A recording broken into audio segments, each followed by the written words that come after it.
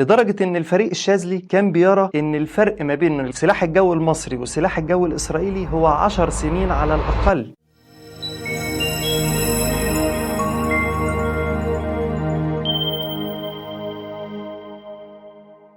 أهلا بكم في الحلقة الأولى من انحياز. في عام 2003 تم إنتاج فيلم إسرائيلي اسمه أبواق الصمت. الفيلم ده بيتكلم عن الفشل العسكري والاستخباراتي الإسرائيلي في حرب أكتوبر 73، وإزاي إن خطة الخداع الاستراتيجي المصرية قدرت تخفي نوايا مصر في الحرب وتخدع كل القيادات العسكرية والسياسية الإسرائيلية، وعلى رأسهم المخابرات العسكرية الإسرائيلية ورئيسها إيلي زعير، واللي كان نتيجته تأخر التعبئة العامة للجيش الإسرائيلي، وبالتالي عدم استعدادهم لتلقي الضربة العسكرية الأولى وفشلهم في الحرب. واحد من أهم المشاهد في فيلم أبواق الصمت هو مشهد ديفيد بن العازر رئيس أركان حرب الجيش الإسرائيلي، وهو بيتحقق معاه في لجنة أجرانات من قبل قاضي شمعون أجرانات. اللجنة أجرانات دي لجنة تم تشكيلها في نوفمبر 73 للوقوف على أسباب فشل الجيش الإسرائيلي والاستخبارات في حرب 73. فشمعون أجرانات بيسأل ديفيد بن العازر، بيقول له: يا ترى لو أنت كان عندك إنذار مبكر وقدرت تعمل التعبئة العامة للجيش الإسرائيلي، هل كنت هتقدر تمنع المصريين من عبور القناة؟ رد ديفيد بن العازر قال له: لا، ما كنتش هقدر امنعهم، ما كانوش هيعبروا القناة بدون خسائر زي ما حصل. وراح زعق ديفيد بن العازر كأنه إنسان مصاب بانهيار عصبي: دول عبروا كأنهم في استعراض عسكري. في الحقيقة هو العبور كان استعراض عسكري فعلا، لأن العبور بتاع قناة السويس كان قمة الإذلال والإهانة للجيش اللي بيقول عن نفسه أنه لا يقل، لأن خسائر مصر في هذا العبور كانت لا تتعدى 280 شهيد و20 دبابة و5 طيارات، في حين أن خسائر الجيش الإسرائيلي كانت عبارة عن 3 ألوية مدرعة ولواء مشاة يتكونوا من 300 دبابة بالإضافة للواء المشاة و30 طيارة من الطيارات اللي إسرائيل بتسميها اليد الطولة.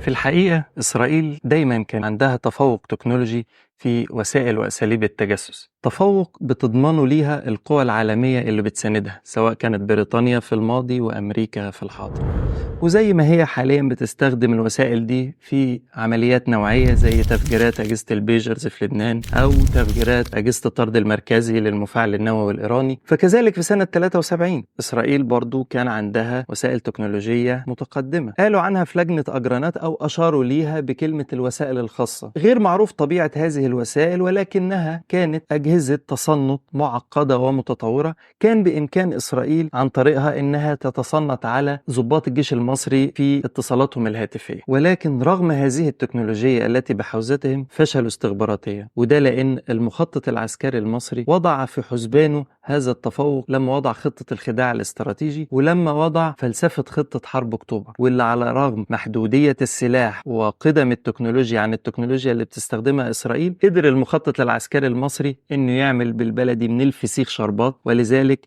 نجحنا وفشل.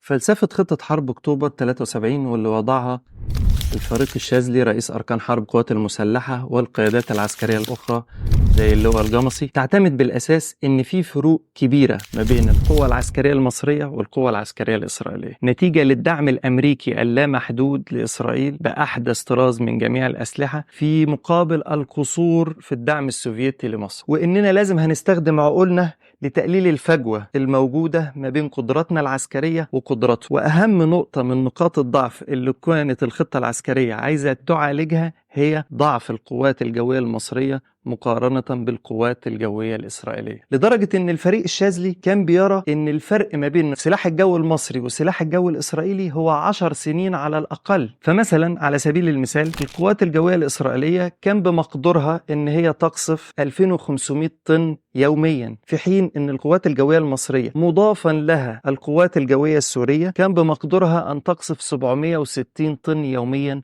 فقط، أي أن قدرة سلاح الجو الإسرائيلي تتخطى 3 أضعاف قدرات السلاح الجو المصري والسوري معا.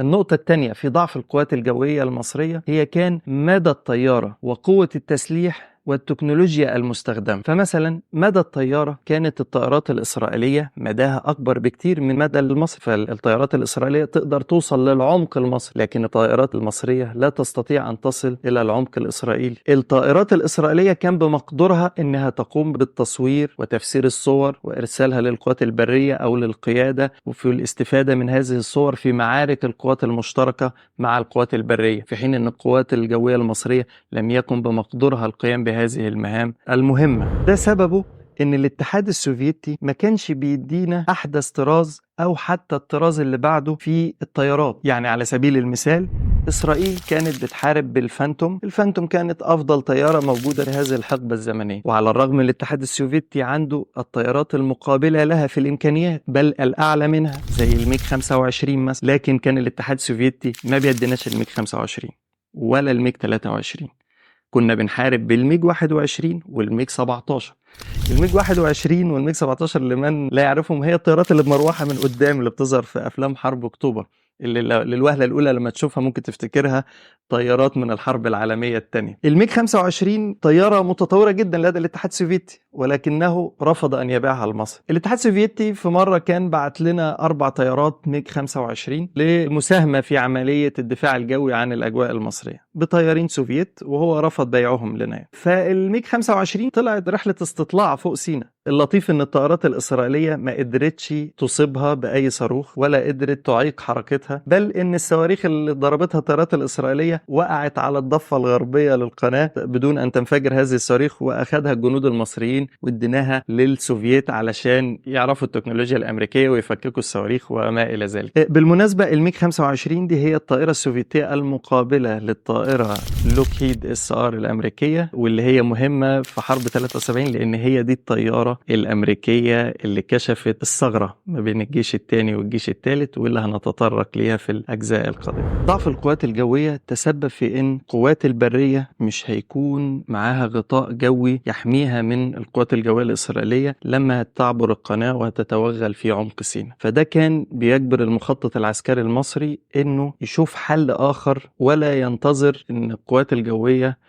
تبقى أقوى من القوات الإسرائيلية، لأن ده مش هيحصل في المدى القريب. فكان الحل إن احنا يكون عندنا دفاع جوي متحرك من صواريخ سام 6 السوفيت، وده دفاع جوي فعال جدا. بتكون فيه الصواريخ صغيرة الحجم مثبتة على شاسيه دبابة أو مدرعة بتتحرك مع القوات البرية، وبتقدر توفر ليها غطاء جوي ضد الهجمات الجوية. بس للأسف برضو السلاح ده ما كانش عندنا، والاتحاد السوفيتي كان بيديهولنا بكميات قليلة. طيب إيه الحل؟ إحنا كان عندنا دفاع جوي قوي ولكنه دفاع جوي ثابت، صواريخ كبيرة الحجم من نوع سام 2 وسام 3 السوفيتية، وهي صواريخ فعالة جدا ضد الطائرات الإسرائيلية. هي كان عامل حاسم في الحرب، وكانت الطائرات الإسرائيلية بتخشاها تماما، ولكنها كما ذكرت صواريخ كبيرة الحجم دفاعية تفتقد لحرية الحركة، مثبتة في دشم خرسانية عشان تحميها من القصف الجوي أو من أي هجمات. وتيجي هنا براعة المخطط العسكري المصري اللي قدر يستخدم صواريخ دفاعية في حرب هجومية عن طريق إن احنا بنينا دشم خرسانية قريبة من قناة السويس أو من الضفة الغربية لقناة السويس، بحيث يكون مدى هذه الصواريخ في عمق سيناء هو الغطاء الجوي للقوات العابرة والمتقدمة في سيناء. ولكن هذه الصواريخ، صواريخ الدفاع الجوي الثابتة، كان مداها لا يتخطى 15 كيلو، فبالتالي احنا مقيدين في خطتنا الهجومية بهذا المدى في عمق سيناء. ممكن يجي هنا حد ويسأل ويقول ليه بتقول في قصور في الدعم السوفيتي لمصر، على الرغم من انك بتقول أسلحة الدفاع الجوي السوفيتية كانت قوية جدا وفعالة وكانت تخشاها الطائرات الإسرائيلية. الكلام ده المفترض ان في تعارض. الحقيقة ان مفيش اي تعارض، لان الاتحاد السوفيتي كان بيدعمنا بالسلاح وسعر مخفض في السلاح، بل ان كل السلاح اللي حاربنا بيه كل حروبنا مع الكيان الصهيوني كان سلاح سوفيتي. ولكن الاتحاد السوفيتي كان بيدعمنا بسلاح دفاعي، واحنا الخطة بتاعتنا هجومية، احنا عايزين نحرر الارض فعايزين اسلحة هجومية. ولكن الاتحاد السوفيتي كان بيختار نوعيات السلاح اللي بيديها لنا، الانواع، فبالتالي كان بشكل او باخر بيتحكم في خططنا او قراراتنا. فمثلا احنا عايزين نحرر الارض، فبالتالي عايزين طائرات متطورة. وكما اسلفنا ان الاتحاد السوفيتي كان مثلا عنده ميج 25، لكن كان بيديك ميج 17 وميج 21. عايزين دفاع جوي متحرك، كان بيديك الدفاع الجوي الثابت اللي تقدر تدافع بيه عن المجال الجوي المصري. لكن طب أنا عايز الدفاع الجوي المتحرك بكثرة علشان أقدر أقوم بعملية هجومية اللي هي صواريخ سام 6 في عمق سيناء تتحرك مع الدبابات. لا، كانت كمياته قليلة. كان بيدعمنا بالسلاح المضاد للدبابات، سلاح رائع جدا زي صواريخ الRPG أو المالوتيكا اللي بيسموها ساجر، اللي هي بنشوفها في حرب أكتوبر كده بجوستيك وسلك والجندي المصري بيتحكم فيها من بعد. أسلحة رائعة جدا وأثبتت فعالية قوية، ولكن أسلحة دفاعية لا نستطيع أن نقوم بها بعملية هجومية. هنا نيجي لنقطة تانية، وهي أهمية تصنيع المحلي للسلاح. وفي النقطة دي شيء بالشيء يذكر، الشهر اللي فات كانت وكالات الأنباء العالمية أبرزت صورة لحاكم ولاية بنسلفانيا جو شابيرو، وهو معاه زيلينسكي رئيس أوكرانيا. هما الاثنين كانوا في مصنع سلاح أمريكي، وحاكم بنسلفانيا وهو يهودي بالمناسبة بيمضي على قنبلة من القنابل اللي أمريكا هتدعم بيها أوكرانيا في حربها مع روسيا. المشهد ده سيبنا منه خالص، بس في اليافطة فوق مكتوب باللغة الإنجليزية Victory in the field begins in the factory. الانتصار في المعركة بيبدأ من المصنع. الجملة دي تلخص أهمية إن احنا يكون عندنا تصنيع محلي للسلاح عالي التكنولوجيا حتى لا يتم التحكم في قراراتنا مستقبليا. إن بشكل أو بآخر من يعطيك السلاح يتحكم في قرارك واختياراتك وخططك.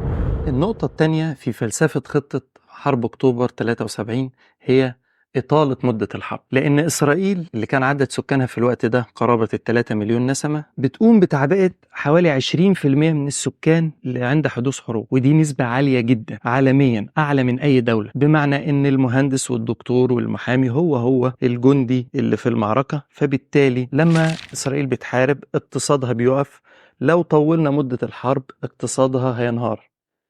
ودي بالمناسبة النقطة اللي اتغيرت حاليا، لأن احنا شايفين إسرائيل حاليا دلوقتي بتحارب لمدة سنة تقريبا، وبتسعى لحرب شاملة مع دول المنطقة، فما عندهاش مشكلة حاليا زي زمان في إطالة مدة الحرب. وده طبعا بسبب الدعم الأمريكي اللامحدود لإسرائيل.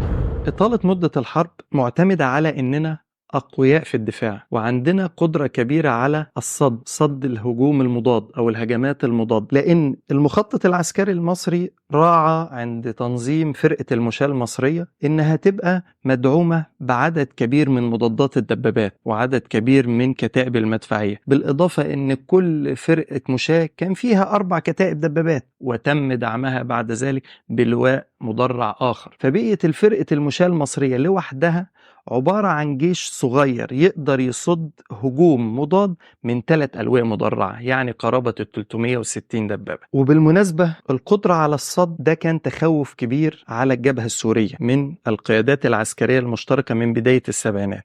كان في تخوف ان الجبهة السورية ما يكونش عندها نفس القدرة على الصد لدى الجبهة المصرية، مما يؤدي إلى انكسارها. وللأسف هو ده اللي حصل في حرب 73، لأن سوريا حررت الجولان في أول يوم من الحرب، ولكن بعد ذلك تم كسر الجبهة السورية لعدم قدرتها على صد الهجوم المضاد الإسرائيلي، ووصلت القوات الإسرائيلية لمشارف دمشق، على عكس ما حدث على الجبهة المصرية. إن الجبهة المصرية قامت القوات الإسرائيلية بالهجوم المضاد الفاشل اللي سمته جولدا مائير الإسنين الأسود يوم 8 أكتوبر، وتم سحق القوات الإسرائيلية المهاجمة وأسر العقيد عساف يجوري كما نعلم. وبالتالي فإن خطتنا الهجومية في حرب أكتوبر 73 كانت تتلخص في الآتي: إن هتقوم 5 فرق مشاة مصرية، فرقتين في تكون الجيش الثالث الميداني في نطاق السويس، و3 فرق بتكون الجيش الثاني الميداني في نطاق الإسماعيلية بعبور القناة، وهم بيتكونوا إجمالا من 1000 دبابة، 13500 مركبة ومدرعة، و100,000 جندي. بعبور قناة سويس في 5 نقاط، واحتلال خط بارليف وتدمير جميع حصونه 35. ويسبق ذلك الضربة الجوية لتدمير مراكز قيادات العدو ومطاراته في سيناء، ثم يليه تمهيد نيراني من 2000 مدفع على الضفة الغربية لقناة السويس لمدة 50 دقيقة لدك حصون خط بارليف ومنع احتياطات العدو من التدخل ضد القوات المصرية العابرة. ثم تقوم قوات الجيش الثاني والجيش الثالث بأخذ مواقف دفاعية استعدادا للهجوم المضاد المتوقع من الجيش الإسرائيلي. وبعد صد هذا الهجوم تقوم قوات الجيش الثاني والجيش الثالث بتوسيع نطاقها في عمق سيناء حتى عمق 15 كيلو، اللي هو مدى صواريخ الدفاع الجوي المصرية الموجودة على الضفة الغربية. ثم تأخذ القوات مواقف دفاعية عند هذا الخط. لكن ازاي تم العبور؟ وايه المشاكل اللي واجهتنا في العبور؟ وعملنا ايه في مشكلة النابالم والساتر الترابي وخط بارليف؟ وعملنا ايه في مشكلة الجندي اللي هيقعد في سيناء عدة ساعات يواجه الدبابات الإسرائيلية لوحده، واللي كان من المتوقع انها ممكن تعبر 12 ساعة ل 18 ساعة؟ عملنا ايه في مشكلة ان العدو يعمل هجوم المضاد مبكرا قبل ما الدبابات المصرية تصل لمساندة قوات المشاة؟ كل ده هنعرفه بإذن الله في الجزء الثاني من حرب أكتوبر. السلام عليكم.